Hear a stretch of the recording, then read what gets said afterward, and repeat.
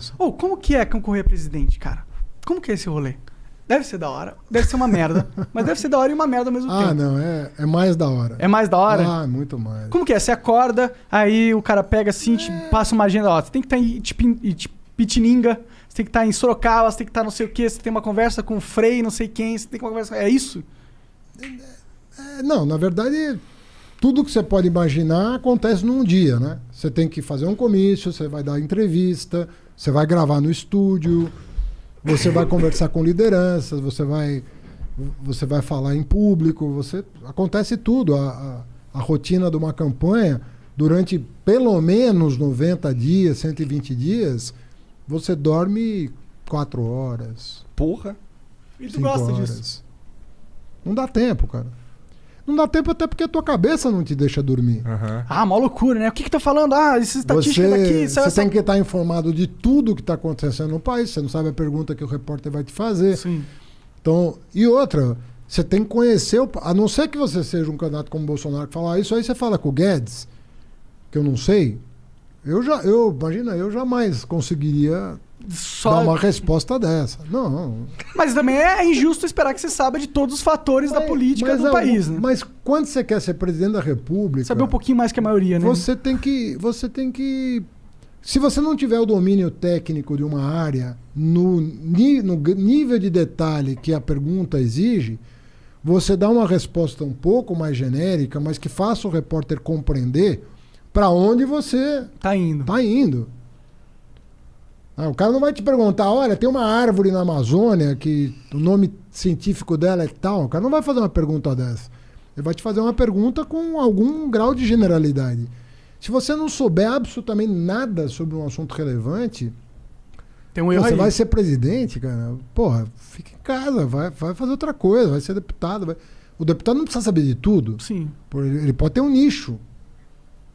O vereador tem um nicho. Agora, o cara está se propondo a presidir a República. Cara, desculpa, mas... Cara, em 2018,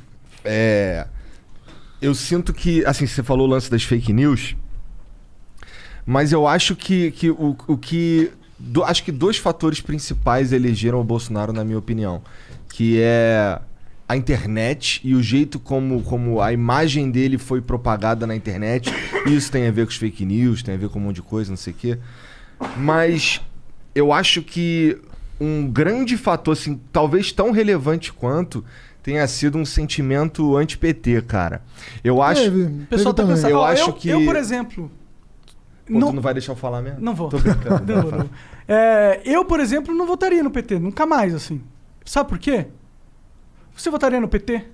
Cara, eu não voto há muito tempo, mas eu acho que eu não votaria no PT, a menos que... E aí eu vou confessar que a menos que fosse contra uns caras assim, tipo... Bolsonaro. Você votaria no Lula versus Bolsonaro? Mas, por exemplo, em 18 você votou no Bolsonaro. Eu não votei. Você não votou? No segundo turno eu votei no Bolsonaro. Então. Sabe uma coisa que me incomodou muito de você nas eleições? Não. É que você, por exemplo, quando acontecia alguma coisa importante... Quando alguém se incomoda comigo, eu sempre ligo pra minha mãe. Entendeu? Não, mas é uma crítica que você deve ter ouvido bastante, inclusive. Mas quando acontecia alguma coisa importante, tu ia lá pra Curitiba conversar com o Lula, tá ligado? Não ia lá. Eu ia toda segunda lá. Então, exato. Isso aí, sabe o que isso passou pra mim? Assim, quero votar no presidente que é um líder. Que é o cara que vai matar no peito e falar: eu vou ser o presidente, eu vou direcionar a nação agora vamos comigo. E quando você ia, toda semana o cara que tava naquela situação política que ele tava, pra mim passava que... tá ligado? Algumas pessoas falaram isso pra mim, mas ali tinha uma... Eu entendo você falar isso, porque eu ouvi de muita gente. Mas eu tinha uma... Primeiro que a minha relação com o Lula é muito antiga. Segundo que o drama que o Lula estava vivendo, você não pode calcular, cara. Porque o Lula queria ser candidato. Ele lutou... a ONU chegou a se manifestar a favor da candidatura dele, dizendo, não dá para ser assim. Então aquilo foi um drama pessoal. E eu imaginava que, se eu não fosse solidário ali, sabe? Se eu parecesse não ser solidário na dor que ele estava sentindo... E na dor que todos nós estávamos sentindo, mas nunca comparável a dele, né? Porque quem estava preso lá era ele. perdeu a mulher, perdeu os... Puta, olha, meu, o cara foi um... O sobrinho dele morreu também. Morreu o neto? Neto. O neto. O irmão. O que eu quero dizer pra você é o seguinte, não é uma situação que vai se repetir, né? É uma situação que acontece uma vez na história de um país. Não vai acontecer de novo uma coisa tão dramática como aquilo. Hã? Ele ser preso novamente? Não da maneira. Não da maneira, foi. entendi. Não vai acontecer. Nem vai ser preso. Acho que não? Eu tenho certeza que não. Absoluta. E o Nem Eduardo deveria Cunha? ter sido. Hã? E o Eduardo Cunha? O Eduardo Cunha passou uns bons anos preso, né? Foi solto agora com a decisão do STF. Mas eu acredito que é possível que ele volte, porque a hora que transitar em julgado a sentença, é bem capaz dele voltar, Entendi. na minha opinião. Agora, eu acho assim, corrupção é um negócio muito grave. A gente sabe que um centavo aqui vai fazer falta para alguém que Mata, né? Corrupção mata, né? que tá precisando. Agora, eu acho que tentaram estigmatizar demais, sabe? E eu acho que o Ministério Público lá de Curitiba, sobretudo, não vale para todo lugar. Mas acabou se perdendo numa ambição política, sabe? Acabou vendo ali uma oportunidade de projeção política pro Moro, pro Dallagnol. Acho que cresceu o olho ali, sabe? Tanto é que eles estão pagando um preço hoje, né? Um preço pelo que... Assim, o Moro só se fudeu, né? Ele parece um cara muito ingênuo politicamente falando, pelas coisas que ele... Pela trajetória mais ou menos, né? Porque tava dando muito certo pra ele. Olha, eu acho que se não fosse o ele hacker... acreditou no Bolsonaro, pô. Ele achou que ele ia chegar lá e ia... Mas se não fosse o hacker lá de Araraquara, que aí escancarou o que tinha rolado ali no bastidor, eu acho que com as provas que a gente tinha recolhido e já apresentado, as lícitas, eu acredito que o Supremo talvez... Não tinha ferramentas para não sentar. Talvez não tivesse a determinação de declarar o Moro parcial. Mas daí ficou tudo muito escancarado, né? Tu aí acha que tu ir lá... ficou difícil de contornar. Tu acha que tu ir lá toda segunda-feira e fazer e usar isso de mídia, ou a tua equipe usar isso de mídia, tipo, porra, o Haddad foi lá falar. Não usamos. Nunca usamos. Ficou...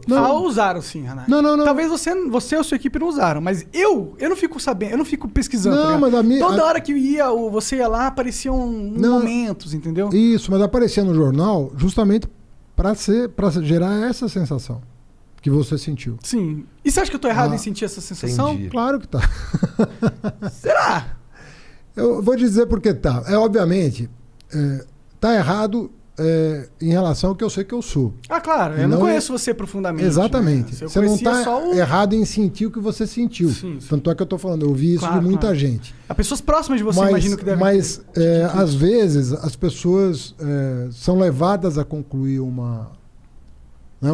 a formar um juízo a respeito de uma figura pública que não corresponde à realidade. Entendeu? Mas, pô, se o Lula decidisse alguma coisa, pedisse um favor pra você, eu tenho certeza que você... Até como ministro, eu tinha um nível de independência... Pô, eu era subordinado ao Lula, era nomeado por ele. O meu nível de independência em relação às decisões que eu tomava era absurda. Muito grande. Para não falar como prefeito. Tenho minha maneira de ser. Agora, às vezes algumas pessoas confundem... um grau de lealdade, de correção com a pessoa que está vivendo uma situação que você sabe que é difícil, confunde às vezes com isso. E é natural que confunda. Será que o Haddad vai ter independência para governar? Será que o Haddad...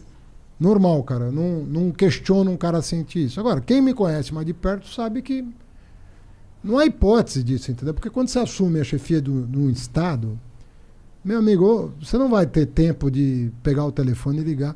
Até porque a pessoa que está fora da estrutura de poder não tem nem a menor condição. Pode até dar uma opinião, um conselho. Isso você ouve de muita gente. Você compõe coletivos para ouvir. Mas, cara, decisão é decisão.